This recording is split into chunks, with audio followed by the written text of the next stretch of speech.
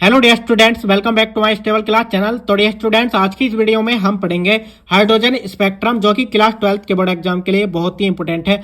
तो dear student, ये question लगभग हर बार बोर्ड एग्जाम में पूछा जाता है। मैं आपको दिखा देता हूँ क्वेश्चन किस प्रकार से पूछा जाता है। तो डियर स्टूडेंट, यहाँ पर आप देख सकते हैं ये क्वेश्चन, देखिए किस प्रकार से पूछा गया है। हाइड्रोजन परमाणु के लिए ऊर्जा स्तर आरेख खींचिए तथा स्पेक्ट्रमी रेखाओं की लाइमन, बामर तथा पाश्चन श्रेणी की उत्पत्ति समझाइए। इन श्रेणियों में से कौन सी स्पेक्ट्रम के दृश्य भाग में मिलती है। ठीक है, देखिए इस प्रकार से क्वेश्चन पूछा जाता है और भिन्न भिन्न तरीकों से ये क्वेश्चन पूछा जाता है। तो यहाँ पर आप देख सकते हैं ये क्वेश्चन, देखिए कितनी बार भिन्न भिन्न तरीकों से पूछा गया है। जो क्वेश्चन हम करवाने वाले हैं किसी भी प्रकार से पूछे, आपको वही करना है। तो डियर स्टूडेंट, हमने इससे पहले बोर का परमाणु मॉडल पढ़ाया था। यदि आपने हमारी वो वीडियो नहीं देखी है तो इस वीडियो को डिस्क्रिप्शन में लिंक है, वहां से जाकर देख सकते हैं। ठीक है, तो देखिए हम इस वीडियो में हाइड्रोजन स्पेक्ट्रम को पढ़ेंगे। देखिए हाइड्रोजन स्पेक्ट्रम में कुछ इस प्रकार की श्रेणियां होती हैं, जैसे कि लाइमन श्रेणी, बामर, पाश्चन, ब्रैकेट, फुंड श्रेणी। ठीक है, तो इस प्रकार की श्रेणियां होती हैं, इन सभी श्रेणियों को हम पढ़ेंगे। ठीक है, तो यहाँ पर सबसे पहले हेडिंग लिखेंगे आप हाइड्रोजन स्पेक्ट्रम। ठीक है, तो देखिए आगे लिखेंगे इसमें, बोर ने अपने परमाणु मॉडल द्वारा, यानी कि बोर साइंटिस्ट ने अपने परमाणु मॉडल के द्वारा हाइड्रोजन के विभिन्न ऊर्जा स्तरों की ऊर्जाओं के लिए निम्नलिखित सूत्र प्राप्त किया। यानी कि बोर साइंटिस्ट ने क्या किया, अपने परमाणु मॉडल के द्वारा हाइड्रोजन के विभिन्न ऊर्जा स्तरों की ऊर्जाओं के लिए निम्नलिखित सूत्र प्राप्त किया। ठीक है, क्या है सूत्र, यहाँ पर आप देख सकते हैं, En इक्वल टू माइनस के RS अपॉन एन स्क्वायर। देखिए उसकी ऊर्जा क्या होगी, 13.6 अपॉन एन स्क्वायर। ठीक है, यानी कि ये इलेक्ट्रॉन वोल्ट में होगी, यहाँ पर लिख सकते हैं इलेक्ट्रॉन वोल्ट। उसके बाद देखिए आपको ये थ्योरी लिखने के बाद आपको ये डायग्राम बनाना है। देखिए ये किस प्रकार बनेगा। सबसे पहले आप लाइमन श्रेणी की एक लाइन ड्रॉ कर देंगे। ठीक है, यहाँ लिख देंगे n इक्वल टू 1। ठीक है, उसके बाद कुछ इतना गैप देने के बाद आप बामर श्रेणी की एक लाइन ड्रॉ कर देंगे, यहाँ लिख देंगे n इक्वल टू 2। ठीक है, उसके बाद देखिए पाश्चन श्रेणी की एक लाइन ड्रॉ कर देंगे, यहाँ लिखेंगे n इक्वल टू 3। ठीक है, उसके बाद देखिए ब्रैकेट श्रेणी की एक लाइन ड्रॉ करेंगे, n इक्वल टू 4। ठीक है, उसके बाद देखिए फुंड श्रेणी की एक लाइन ड्रॉ करेंगे, उसके बाद लिखेंगे n इक्वल टू 5। ठीक है, इस प्रकार से और 2-4 लाइन ड्रॉ कर देंगे। ठीक है, इस प्रकार से n equal to 6, n equal to 7। ठीक है, इस प्रकार से लिखते चले जाएंगे, n इक्वल टू इनफाइनाइट, इस तरीके से लिख लेंगे। ठीक है, उसके बाद यहाँ पर आप देख सकते हैं इन सभी श्रेणियों की रेखाएं लाइमन श्रेणी में गिरती हैं। ठीक है, इन सभी श्रेणियों की रेखाएं कहाँ पर गिरती हैं, लाइमन श्रेणी में। ठीक है, उसके बाद देखिए इन सभी श्रेणियों की रेखाएं कहाँ पर आती हैं, बामर श्रेणी तक आती हैं। ठीक है, उसके बाद देखिए इन सभी श्रेणियों की रेखाएं पाश्चन श्रेणी तक आती हैं। ठीक है, उसके बाद देखिए इन सभी श्रेणियों की रेखाएं ब्रैकेट श्रेणी तक आती हैं। उसके बाद देखिए इन सभी श्रेणियों की रेखाएं फुंड श्रेणी तक आती है। ठीक है, इस प्रकार से इस ग्राफ को बनाएंगे। उसके बाद देखिए ये जो फार्मूला है, En इक्वल टू माइनस के RST अपॉन एन स्क्वायर। ठीक है, देखिए RST और n ये क्या है, ठीक है, इसका नाम लिखेंगे।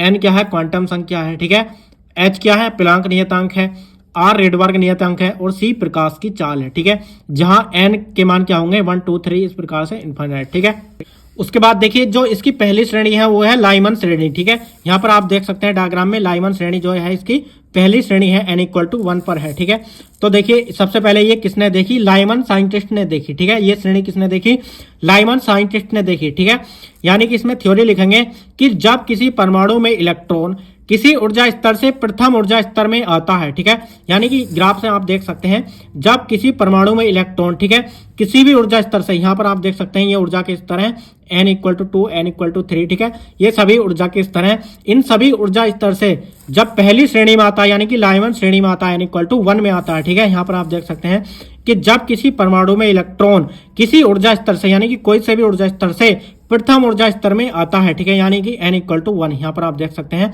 कि n इक्वल टू 1 यानी कि इसमें आता है। ठीक है, किसी भी ऊर्जा स्तर से पहली श्रेणी में, यानी कि n इक्वल टू 1 ऊर्जा स्तर में आता है। ठीक है, तब क्या होता है, तब उत्सर्जित स्पेक्ट्रम की रेखाएं परावैंगनी भाग में प्राप्त होती हैं।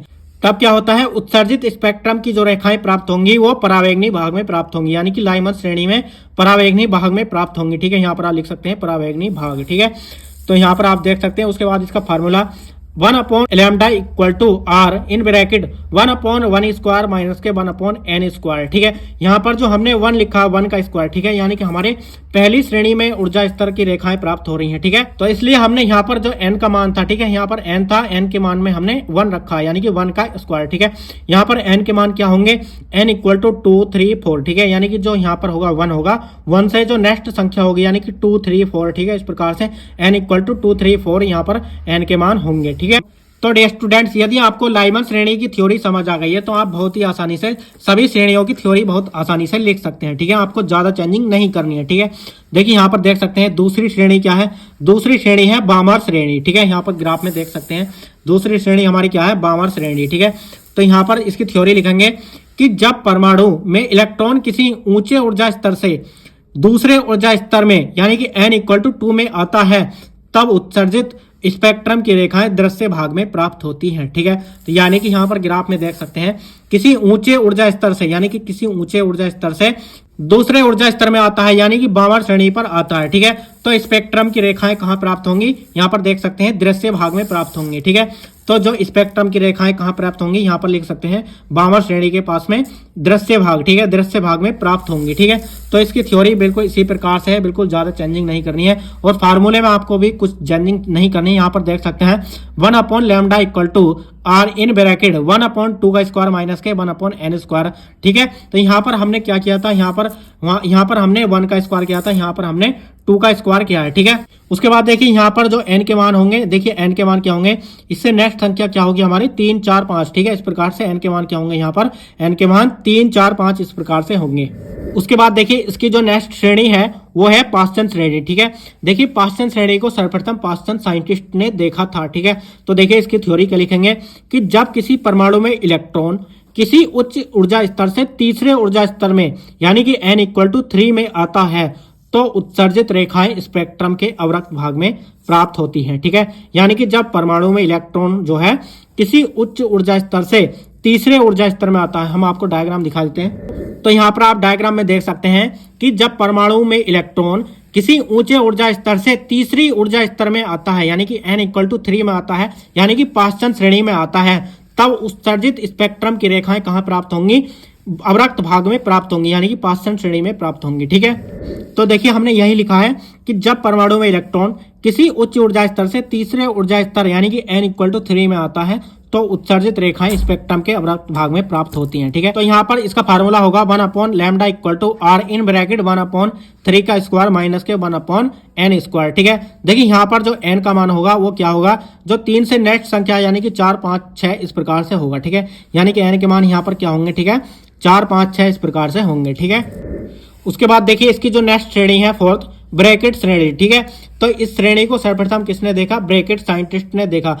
तो देखिए इसकी थ्योरी इस प्रकार से लिखेंगे कि जब किसी परमाणु में इलेक्ट्रॉन किसी उच्च ऊर्जा स्तर से चौथे ऊर्जा स्तर यानी कि n=4 में आता है तो उत्सर्जित रेखाएं स्पेक्ट्रम के अवरक्त भाग में प्राप्त होती हैं। ठीक है, तो देखिए हमने इससे पिछली श्रेणी में भी हमने बताया था कि जो स्पेक्ट्रम की रेखाएं अवरक्त भाग में प्राप्त होती हैं यानी कि पाश्चन श्रेणी की भी अवरक्त भाग में रेखाएं प्राप्त होती हैं और ब्रैकेट श्रेणी की भी अवरक्त भाग में रेखाएं प्राप्त होती हैं। ठीक है, तो देखिए इसका फार्मूला होगा 1/λ r in bracket 1/4 square minus के 1/n स्क्वायर। ठीक है, तो देखिए इसमें n का जो मान होगा, यहाँ पर जो n का मान होगा वो 4 से नेक्स्ट संख्या यानी कि 5, 6, 7 इस प्रकार से होगा। ठीक है, n का मान यहाँ पर क्या होगा 5, 6, 7 इस प्रकार से होगा। उसके बाद देखिए इसकी जो लास्ट श्रेणी है फुंड श्रेणी। ठीक है, तो इसको सर्वप्रथम किसने देखा, फुंड साइंटिस्ट ने देखा। ठीक है, तो देखिए इसकी थ्योरी किस प्रकार से लिखेंगे, जब किसी परमाणु में इलेक्ट्रॉन किसी उच्च ऊर्जा स्तर से 5वें ऊर्जा स्तर n=5 में आता है तो ये रेखाएं भी अवरक्त भाग में प्राप्त होती हैं। ठीक है, देखिए फुंड श्रेणी की भी अवरक्त भाग में रेखाएं प्राप्त होती हैं। ठीक है, और ब्रैकेट श्रेणी की भी अवरक्त भाग में रेखाएं प्राप्त होती थी। ठीक है, और पाश्चन श्रेणी की भी अवरक्त भाग में रेखाएं प्राप्त होती हैं। ठीक है, तो देखिए इसका फार्मूला क्या होगा 1/λ r इन ब्रैकेट 1/5 का स्क्वायर माइनस के 1/n स्क्वायर। ठीक है, तो देखिए जहां पर n के मान क्या होंगे, 5 से जो नेक्स्ट संख्या होगी यानी कि 6, 7, 8 इस प्रकार से होंगे। ठीक है, तो यहाँ पर इस प्रकार से ये क्वेश्चन कंप्लीट हो जाता है।